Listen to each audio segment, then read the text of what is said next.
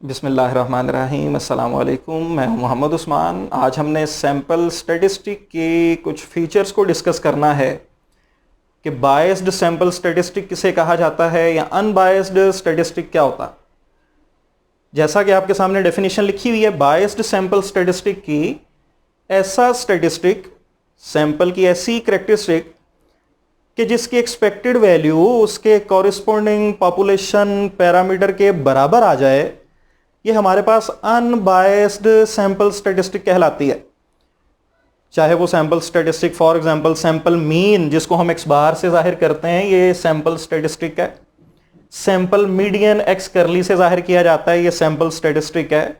Sample proportion, ये example लिखी हुई है जिसको पी से जाहिर किया जाता है, ये भी सैंपल स्टैटिस्टिक्स की एग्जांपल्स हैं। अगर इन सैंपल स्टैटिस्टिक्स की एक्सपेक्टेड वैल्यूज इनके कॉरिस्पोंडिंग पैरामीटर्स के बराबर आ जाएं, then these are called unbiased sample statistics.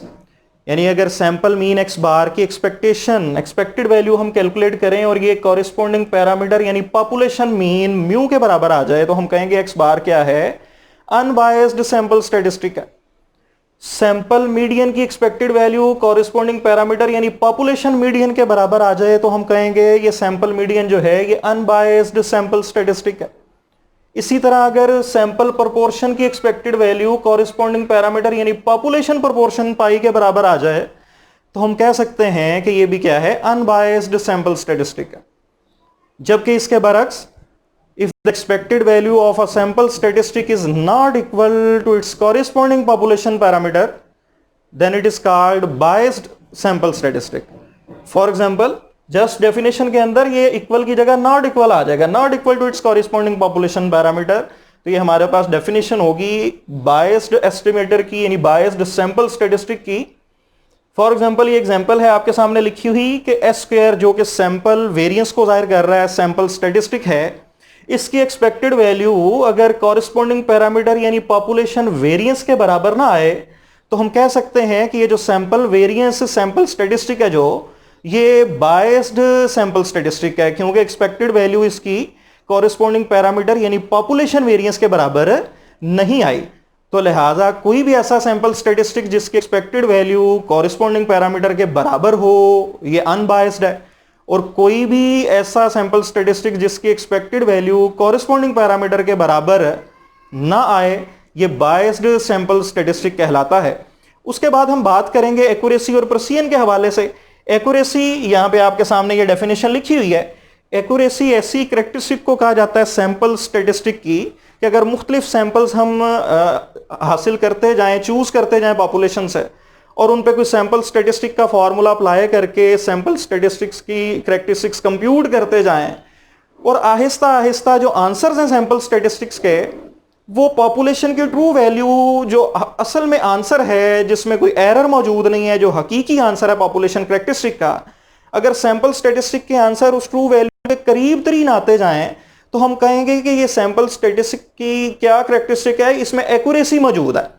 इसके जो आंसर्स हैं आहिस्ता आहिस्ता पॉपुलेशन पैरामीटर की ट्रू वैल्यू के करीब तरीन आते जा रहे हैं, लिहाजा it is known as accuracy. यानी हम कह सकते हैं एक्यूरेसी के बारे में कि एक्यूरेसी क्या है, how close the measured values are to the true value. जैसे जैसे हमारे पास ट्रू वैल्यू और जो मेजर्ड वैल्यू का डिफरेंस है, आसानी के लिए हम कह सकते हैं कि ये एक्यूरेसी है। अगर ये डिफरेंस कम आ रहा है, कम होता जा रहा है, तो हम कहेंगे एक्यूरेसी बढ़ती जा रही है। और अगर ट्रू वैल्यू और एस्टिमेटेड वैल्यू का डिफरेंस ज्यादा हो रहा है या ज्यादा है, तो हम कहेंगे कि ये एक्यूरेसी कम है, यानी ये एक्यूरेट आंसर हासिल नहीं हो रहे। जो असल में आंसर हासिल होना चाहिए था वो आंसर हासिल नहीं हो रहे, बल्कि उनसे डिफरेंस आ रहा है। जितना ज्यादा डिफरेंस है एक्यूरेसी उतनी कम, और जितना ये डिफरेंस आपस में कम होगा उतनी ही एक्यूरेसी ज्यादा होगी। ये आपके सामने एग्जाम्पल है, हमारे पास ये मेजर्ड वैल्यूज ट्रू वैल्यू को ये जाहिर कर रहा है, ये ग्रीन जो सर्कल है, ये measured values Aahista Aahista true value के करीब तरीन होती जा रही हैं। इसका मतलब है कि एक्यूरेसी बढ़ती जा रही है। जितना गैप, इसकी एक्यूरेसी कम है, इसकी उससे ज्यादा है। ये जो जो करीब वैल्यूज आती जा रही हैं उनकी एक्यूरेसी बढ़ती जा रही है। तो ये हमारे पास एक्यूरेसी के बारे में हमने बात कर ली। अगर हम बात करें प्रिसीजन के हवाले से, प्रिसाइज एस्टिमेटर किसे कहा जाता है, प्रिसाइज सैंपल स्टैटिस्टिक किसे कहा जाता है, प्रिसीजन कौन सी करैक्टरिस्टिक है, तो इसके बारे में अगर हम बात करें तो इसकी डेफिनेशन है how close the measured values are to each other. True value से डिफरेंस नहीं, बल्कि उनका आपस में क्या डिफरेंस है, इसकी बेस पे हम डिसाइड करते हैं कि आया कि सैंपल स्टेटिस्टिक्स जो है वो प्रिसाइज है या नहीं है, उसमें प्रिसीजन उसका कैसा है, कम है या ज्यादा है। फॉर एग्जाम्पल आपके सामने ये ग्रीन सर्कल अगर ट्रू वैल्यू को जाहिर कर रहा है और ये रेड जो हमारे पास सर्कल्स हैं ये एस्टिमेटेड वैल्यूज को जाहिर कर रहे हैं। अब ये एस्टिमेटेड वैल्यूज गोया के ट्रू वैल्यू से तो दूर हैं, लेकिन आपस में एक दूसरे के करीब करीब हैं। इसलिए हम कहेंगे कि ये जो सैंपल स्टेटिस्टिक हमने कोई कैलकुलेट किया है यहाँ पे हमने ये मेजर्ड वैल्यूज जो हासिल की हैं, ये जो है ये प्रिसाइज हैं, ये आपस में तो एक दूसरे के करीब हैं, लेकिन ट्रू वैल्यू से ये क्योंकि दूर है इसलिए इनकी एक्यूरेसी कम होगी, लेकिन इनका प्रिसीजन ज्यादा है क्योंकि ये आपस में एक दूसरे के करीब होंगी। लिहाजा एस्टिमेटेड वैल्यूज जितनी आपस में करीब हों हम कहते हैं प्रिसीजन ज्यादा है, जितनी ट्रू वैल्यू के करीब हों हम कहते हैं एक्यूरेसी ज्यादा। तो लिहाजा ये हमने एक्यूरेसी और प्रिसीजन को डिफाइन कर लिया।